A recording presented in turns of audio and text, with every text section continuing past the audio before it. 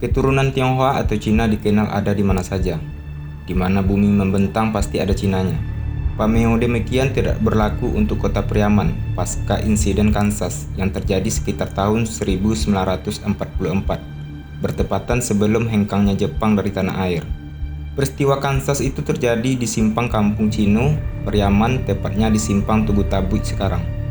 Insiden Kansas adalah peristiwa pembunuhan, penggorokan terhadap beberapa orang penduduk keturunan Tionghoa di Priaman karena sesuatu alasan. Kansas dalam artian kanso adalah alat yang dilakukan untuk menggorok. Kanso bisa disamakan dengan jenis logam seng tebal yang terdapat pada beberapa kaleng. Kanso yang digunakan saat itu diambil dari bekas kaleng roti. Peristiwa Kansas dipicu akibat tidak setianya beberapa oknum penduduk Cina Priaman kepada pejuang pribumi. Tidak semuanya memang, namun akibat gesekan rasial tersebut seluruh komunitas Cina yang ada di Priaman hengkang menyelamatkan diri ke berbagai daerah. Aset mereka yang tinggal begitu saja beberapa waktu kemudian dijual murah melalui perantara.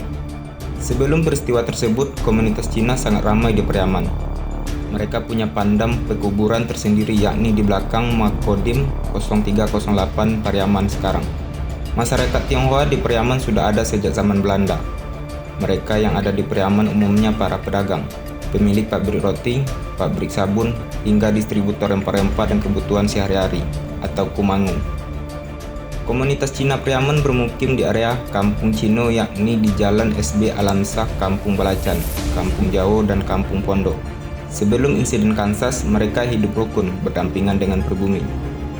Tempat sembahyang Cina di Priaman terletak di Simpang Tabui, sekarang persis berada di deretan Toko Ali.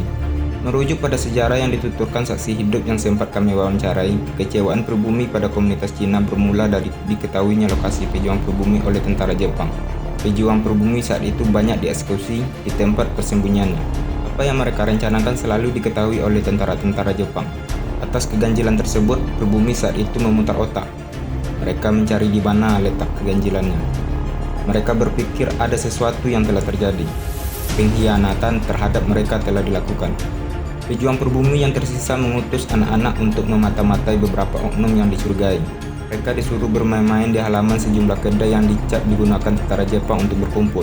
Mulailah anak-anak bermain gasing, patok lele, dan permainan tradisional lainnya ke tempat-tempat yang disuruh pejuang pribumi.